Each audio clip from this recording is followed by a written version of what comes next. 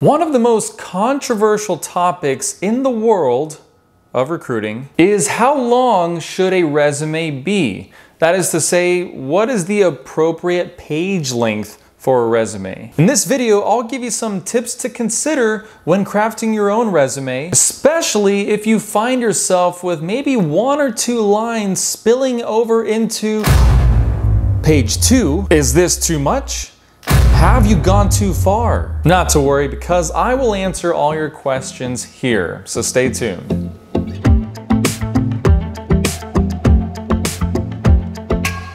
Hey folks, Richard Walls here, and welcome to my channel where I help you with career development and personal finance. So if either of those two topics are of interest to you, do make sure to subscribe down below and hit the notification bell so you get notified of when I post new videos. So with that said, let's get to it. All right, folks, I'm not gonna dilly-dally here. I'm gonna get to the point because this is stuff you can actually just Google and you'll get an answer. But the answer you'll get is a general rule of thumb. And the general rule of thumb is if you have 0 to 10 years of work experience, then your resume should approximately be 1 page. If you have more than 10 years of experience, then beyond 1 page could be appropriate, usually 2 pages, but only under certain conditions that I'm going to explain a little bit later. Now, 3 pages or more, generally unacceptable. It's probably frowned upon, especially for the poor recruiter out there on the other side that has to sift through your novel of work experience. You really might want to trim that down if I were you. But maybe you disagree, so let me know down in the comments below what you think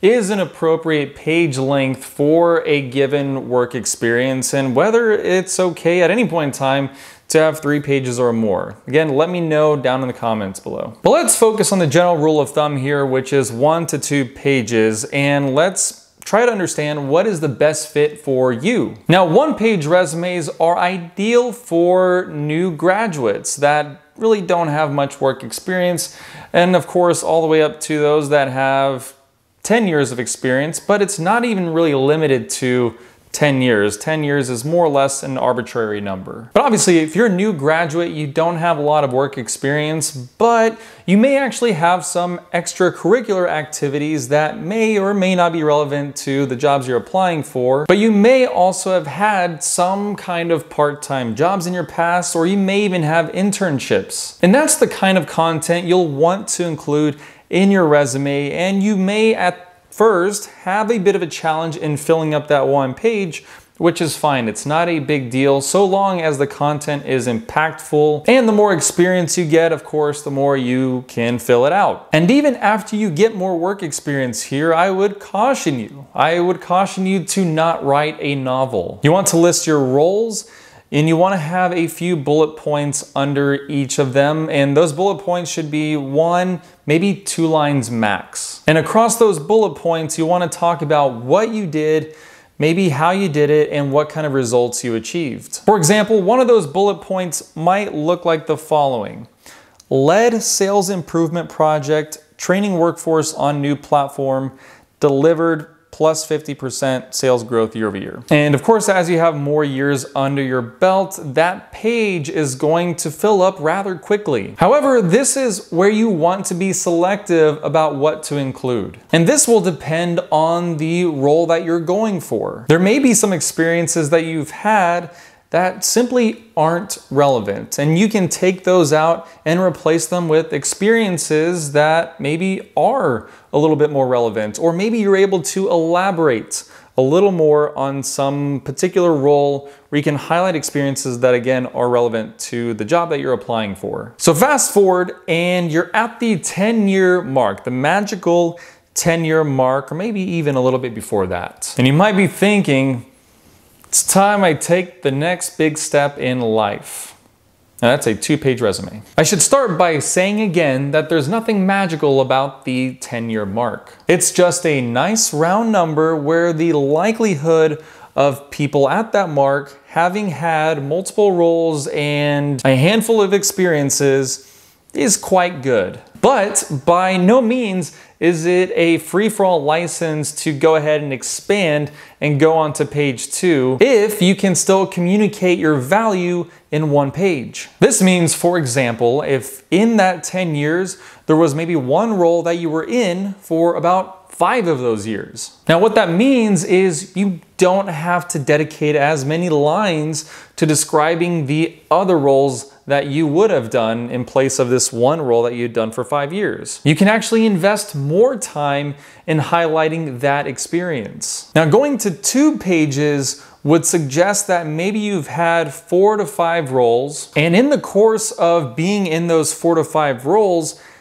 going beyond the core responsibilities of what you did, you were able to take on some additional work or some additional projects that can really substantiate your time in those roles. It adds more content, it adds more experience. And that's what's going to give you the impactful kind of content in a resume, and enough content that it would merit extending into a second page. Now to add to that, one thing that I've done recently with my resume, especially when I'm looking at the experiences that I've had and then potentially does that warrant going into a second page, I actually used a good amount of that second page, if not half of the second page, talking about some of the other experiences that I had that happened actually concurrently with my full-time roles, but that I considered to be still very relevant to the job I was applying for. Now, what I'll also suggest here is that if you do decide to go to the second page, that you have enough content to at least fill half of that second page. Don't go there if you only have a few lines. That doesn't look good in my opinion. Worse yet, it may actually be overlooked by recruiters as they aren't seeing a whole lot of content there. It may actually look like at a glance that some lines of the resume spilled over into the second page unintentionally.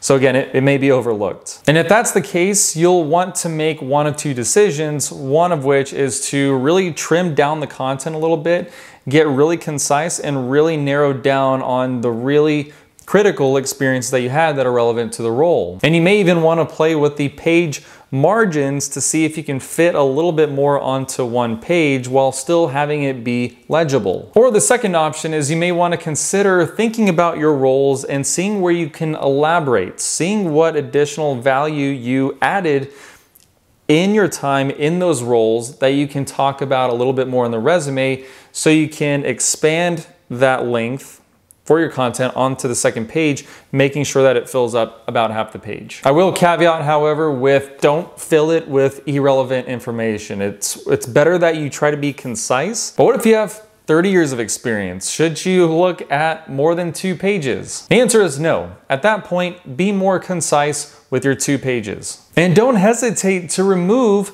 some of your earlier experiences that may or may not be as relevant.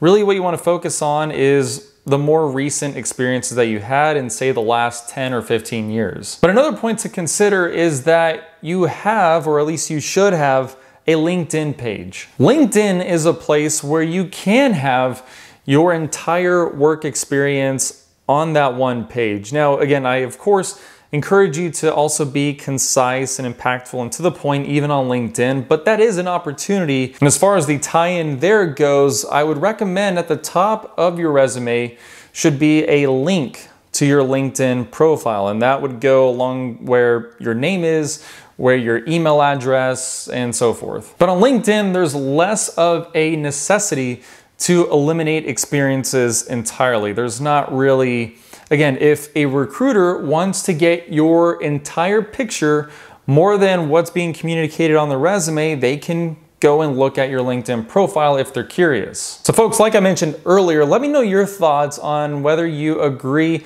or disagree with that line of thinking. And to do that, make sure to leave a comment down below. And while you're down there, you may also want to go ahead and hit the like button if you found value in this content. And with that said, thank you so much for watching. Hope this helped. I'll see you around.